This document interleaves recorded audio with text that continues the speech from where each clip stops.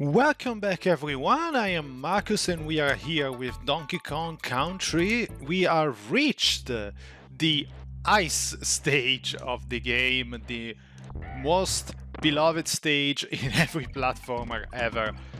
So yeah, we have a lot of ice, we have a lot of slippery climbing around the place, so this is gonna be fun. Let's see if I can actually...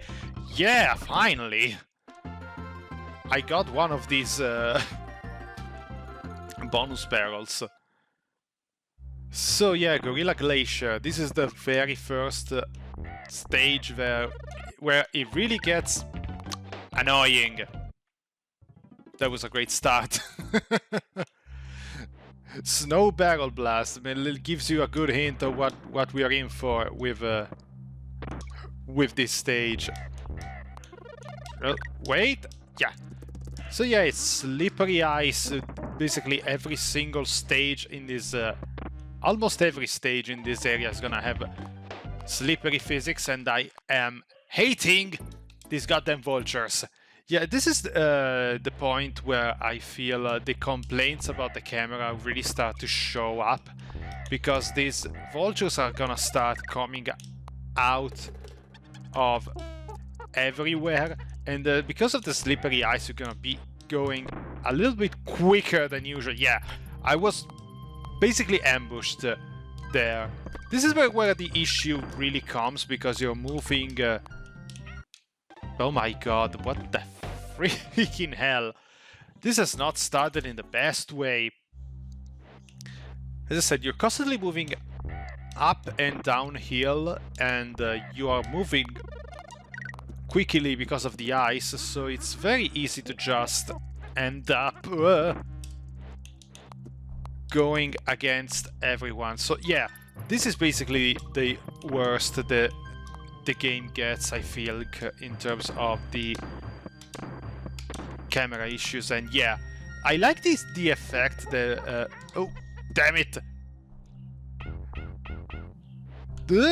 Oh wow, I was about to die again, but we should be close to the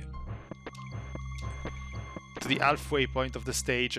I love this effect. I love this effect of a snowstorm that starts slowly building up. I'm gonna assume the frame rate of the frame rate and compression of YouTube is gonna completely fuck this section over for you, but yeah, I'm sorry if the video quality takes a nosedive, but unfortunately that's how it is. And here we get introduced to the... I think the reason why the barrels are so despised from the in this series, and these 360 barrels, they keep moving all the way, and it's really tough to get a shot that lines very well. Oh my god, yeah, see how quick these things can go. Ooh, thankfully I managed to snag that Rambi. Yeah, we're gonna have a very long barrel section here with bees going over. So yeah, I tried. I was hoping I could land on it, but yeah, no. I'm sorry if the deaths are gonna start piling up here, but this section is not exactly easy.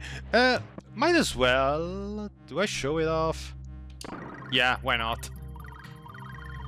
It's even in the theme with the level, because we have all this ice. So this is the animal bodies bonus rooms.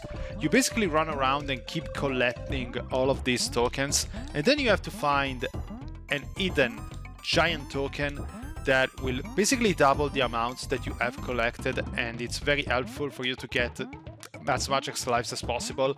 I am doing this a bit too early with Rambi, because for some reason the timer on this specific bonus stage, I don't know if it is bugged or not, but it goes way too fast. You're supposed to have kind of like 90 seconds, but in that stage it really feels like 30 seconds at best. It's way too quickly, like... absurdly so. And we kind of got our way back, but who cares? At least I got to show something different. This is the hard part. I think there's a shortcut here if we shoot one of these barrels down.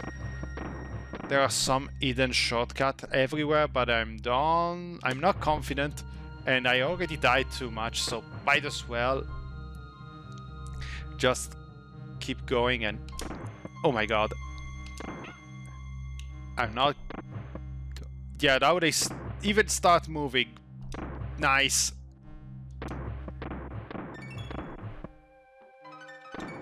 Oh my god, I am very, very nervous at this point. Look how fast that singer is, my god. I have to wait until they sink a bit, and yeah, I messed that up.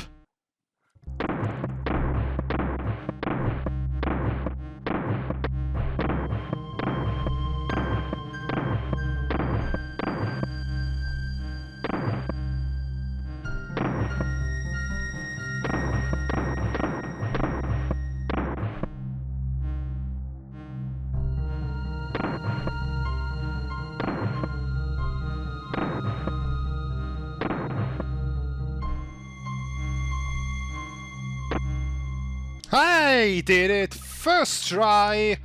Smooth as butter, no deaths. Don't take a look at my life counter. I swear to god it was all smooth sailing from there. We can just move on and forget about that freaking stage. Oh my god. That was also a nightmare for me when I was a kid, but I thought with age I got a little better, and turns out, no, don't get old, kids. You get worse at the things you were good at once. Oh my god. But yeah, let's keep going with this slippery slope of a world here. I like this level theme. It's a problem. It's a shame that it only appears once. This giant crystal cave, so atmospheric. And this is the level which has probably the worst thing with the camera, because we have these ropes.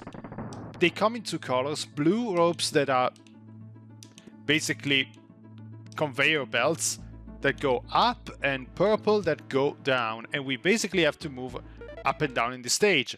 And because the camera, when it goes to up and down, the ropes being a little bit quicker, you'll realize soon that it takes a bit of time to.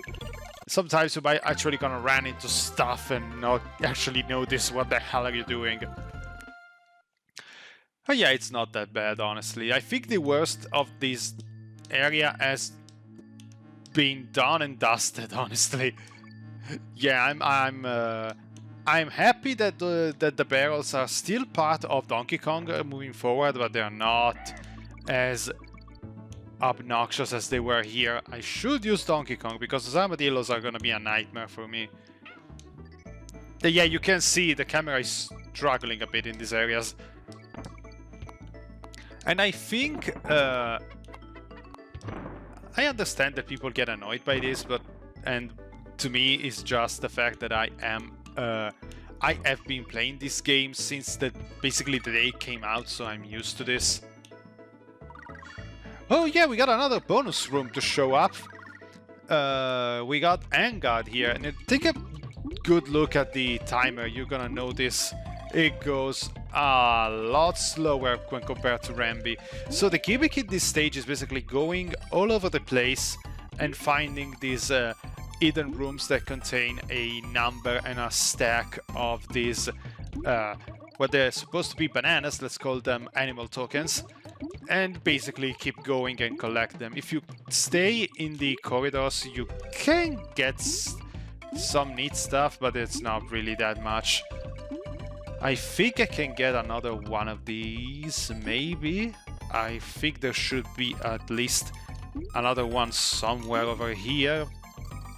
Or somewhere down here, maybe? Who knows.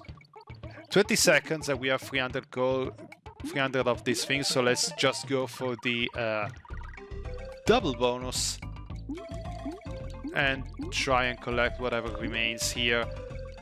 Can I do 7 lives? Yes. Thank God, I really needed those. And you see the timer had gone a lot longer here. I don't know what the hell happened with Rambi. And yeah, I managed to get back all the lives that I lost in the stage before. Thank God. So now now we can continue. There is a lot of come on, stupid. Yeah, there's still a lot of jank in this game that they have to basically take out.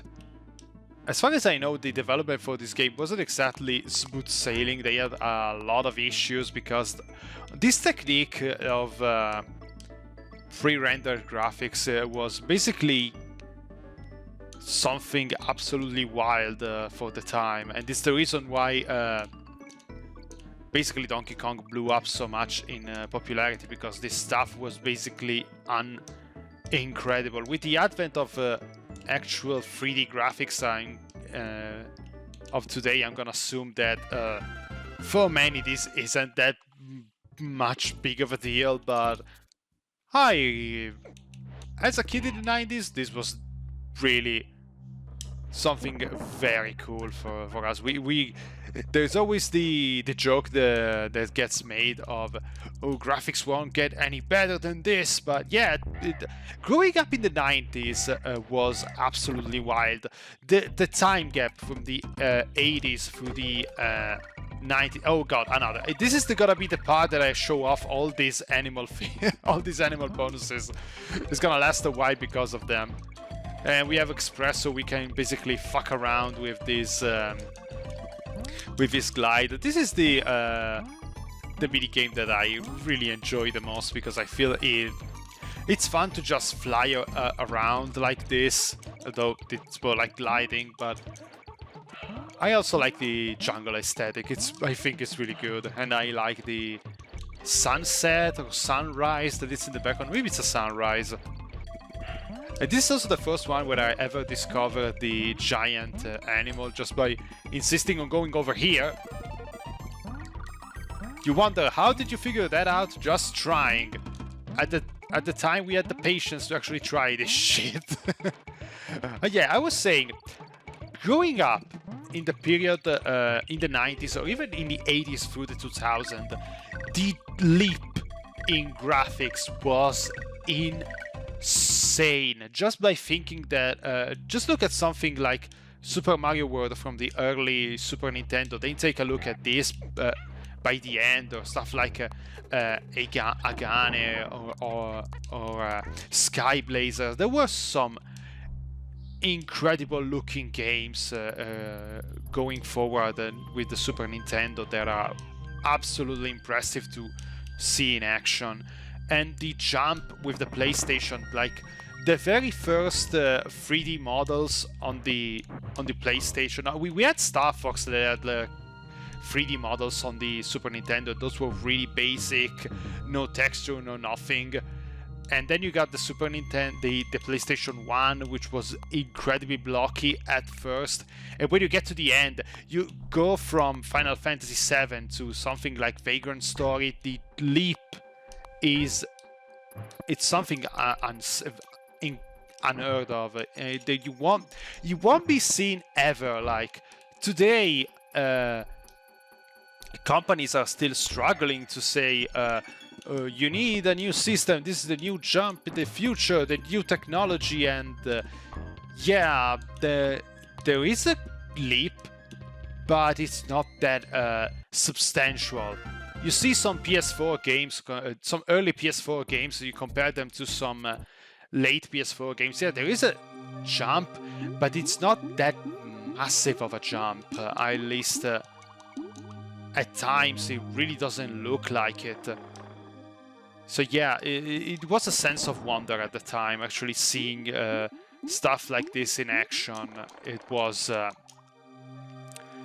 it was a thing that also really got me passionate about. At the time, I really cared about graphics. because I wanted to actually see the new stuff. When I first saw the PlayStation 2, it was something like that left me speechless. As much as I would probably just say, oh, the graphics don't matter. Yeah, at the end of the day they don't, because even today there are some amazing indie games that look like 16-bit games, low poly PS1 games. They don't look like something extremely cutting edge. They just look incredibly good and creative. Like it says a lot that some of the most one of the most impressive games that I have memory of today are not the biggest AAA releases of or something. And I realize I'm not talking about the most infamous water stage in this game, because those freaking octopuses that keep chasing you. When I was a kid, this shit was nerve-wracking. I was scared about them following me, because I know that if they caught up, one hit and I'll be dead.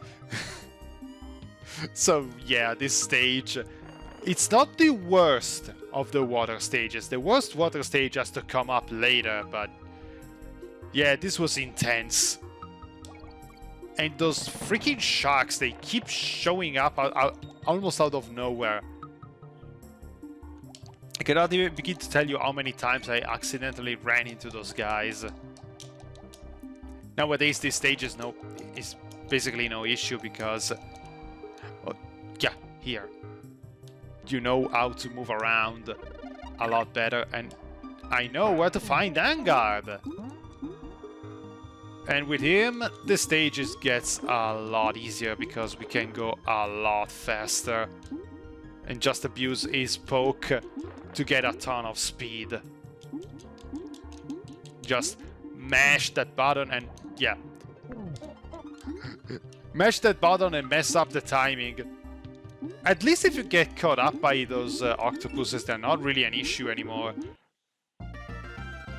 That's the bright side of this of this stage, I think. Torchlight Trouble. Now, I think I should be putting a flash warning. Yes, don't full screen this game.